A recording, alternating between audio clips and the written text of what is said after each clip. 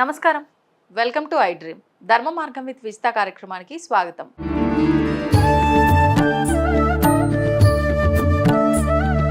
నమస్కారం అమ్మా. నమస్తే నాన్న. నమస్తే అమ్మ. చాలా వరకు మనకు పట్టణాల్లో అంటే చాలా తక్కువగా చూస్తాం, కానీ గ్రామాల్లో విషయానికి వస్తే కనుక ఆరోగ్యం బాగోలేకపోయినా, దృష్టి దోషాలు ఏమన్నా ఉన్నాయి అనన్నా, కొంచెం పిల్లలు చికాకు చేస్తున్నారు అనిపించినా కూడా వెంటనే తాయెత్తులు కట్టించడం అనేది అదొక ఇంకా ఆనవాయితీనో ఆచారమో తెలియదు, కానీ అదొక సిస్టమ్ మాత్రం నడుస్తూ ఉంటుంది. ఇప్పటికీ అది అలా కొనసాగుతూనే ఉంది. అదొక నమ్మకంగా కూడా ఉంది. అంటే ఇలా చేయించిన వెంటనే వీళ్ళకి నార్మల్ అయిపోతుంది అన్నట్లుగా. అసలు నిజంగా ఇది ఒక నమ్మకము అనాలా, ఒక ఆచార సాంప్రదాయము అనాలా, ఒక మూఢనమ్మకము అనాలా? అంటే నమ్మే వారికి నమ్మకము, నమ్మని వారికి మూఢనమ్మకం. మీ దృష్టిలో ఏంటమ్మా అసలు ఈ తాయెత్తులు కట్టించడం కరెక్టే అంటారా? దానికంటే ముందు మనం తెలుసుకోవాల్సింది ఒకటి ఉంది. ఏది ఎలా ఫలిస్తుంది విశ్వంలో ఉండే విశ్వ రహస్యం ఒకటి నేను చెప్తాను. మీరు నీ ఆలోచనలే విత్తనాలు. ఓకే.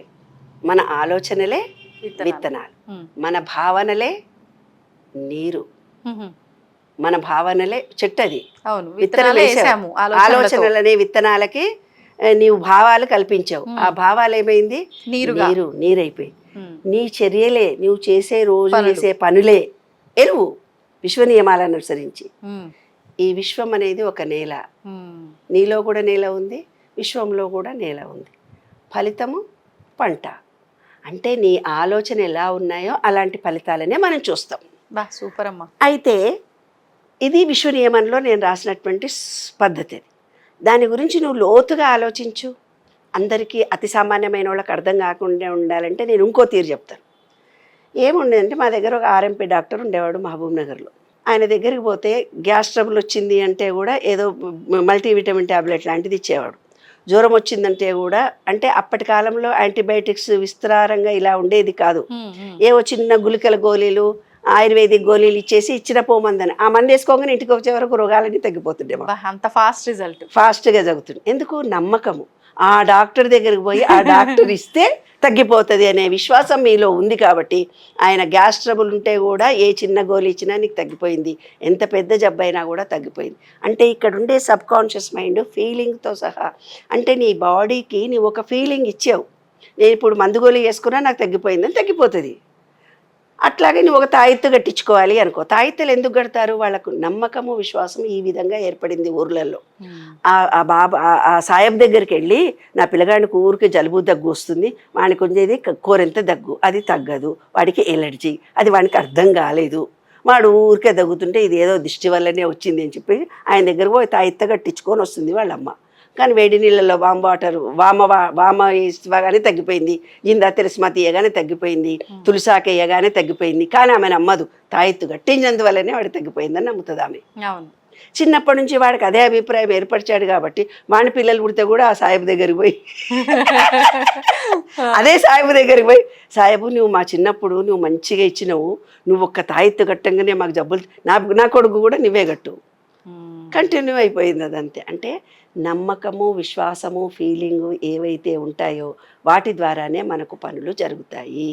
ఈ దిష్టి తగిలింది అనుకోవడం కూడా అందులోనిదే ఒకటి. దిష్టి అనేది ఎందుకు తగులుతుంది, ఎందుకు మన దగ్గరకు వస్తుంది అంటే నువ్వు బలహీనురాలవని నువ్వు ఒప్పుకున్నట్టే కదా. నాలో స్టామినా లేదు, నేను నెగిటివిటీని స్వీకరిస్తున్నాను, నాకేదో దిష్టి తగిలింది, ఇవాళ తిన్న ఆహారం అంతా వాంతికి చేసుకున్నాను, లూజ్ మోషన్స్ అయినాయి, బయటకు ఒక మంచి చీర కట్టుకొని పోగానే నాకు దిష్టి తగిలింది అని అనుకుంటారు. అది నీ నమ్మకం కాబట్టి నీ బాడీ ఆటోమేటిక్గా ఏదో కొంచెం కారము, పచ్చిమిరపకాయలు, అల్లం వదిలింటే నీకు 2 మోషన్స్ అవుతాయి. నీవు అనుకున్నది ఏమిటిది, నీవు అనుకున్నదే నీ బాడీ యాక్ట్ చేస్తుంది. అంటే నీలో ఫీలింగ్ నేను అలసిపోయాను శరీరంతో అనగానే శరీరం అలసిపోతుంది. నేను ఇవాళ జబ్బు పడుతుంది, నేను బయట అలసిపోయి వచ్చాను, సాయంత్రానికి దుమ్ములో తిరిగి వచ్చాను అంటే ఎలర్జీ వచ్చి 2 తుమ్ములు వస్తాయి. లేదు వర్షంలో తడిగాను నాకు జలుబు చేస్తుంది అనగానే జలుబు చేస్తుంది. అంటే నీ ఫీలింగే నీవు అనుభవించేది. అదే నేను చెప్పింది, విత్తనము, నీరు, ఎరువులు, నేల, పంట. మన ఆలోచనలు ఎలా ఉంటాయో మనం అలాంటి పంటనే మనం చూస్తాము.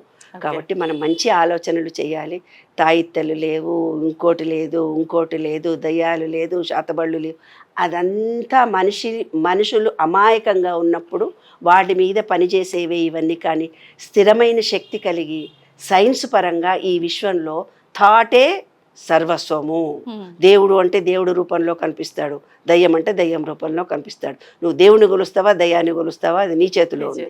కాబట్టి మనం పెరిగినటువంటి వాతావరణంలో ఏర్పడిన మూఢ విశ్వాసాలు, మూఢనమ్మకాలు, ఇంకా టెక్నాలజీ పెరిగింది తల్లి, ఇంకా వెళ్ళి తాయిత్తలు కట్టించుకో అక్కర్లేదు, గాలి దులి మాగిందరక్కర్లేదు, అక్కడెక్కడో గాలి వీచగానే దయ్యం ఊగులాడింది అనుకో అక్కర్లేదు. అవన్నీ నమ్మకాలు విశ్వాసాల మీద ఏర్పడినటువంటివి.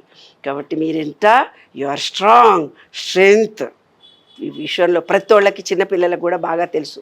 నేను కొంతమంది పిల్లల్ని చూసినప్పుడు నాన్న చీకటి కాగానే నేను ఆ రూమ్లోకి వెళ్ళను, భయం. అప్పటిదాకా భయస్తుడిగా ఉండడు 1వ తరగతి పిల్లగాడు. కానీ స్కూల్కి వెళ్ళొచ్చిన తర్వాత నాకు భయం వేస్తుంది, ఆ రూమ్లో దయ్యం ఉంది, లైట్ లేదు అంటాడు వాడు. వాడిని నేను గమనించి చూసినప్పుడు స్కూల్లో ఎవడో కూర్చొని చీకట్లో దయ్యాలు వస్తాయని కథ చెప్పాడు. ఆ కథ ఇంటికి వచ్చినాక వాడు చూస్తాడు, వాడు ఉట్టిగానే భయపడతాడు. వాళ్ళ ఇంట్లో వాడు చెప్పింది కాదు అది, వాడు స్కూల్లో కథలుగా చెప్పుకున్నటువంటి వ్యక్తుల ద్వారా వాడికి వచ్చినటువంటి అవగాహన.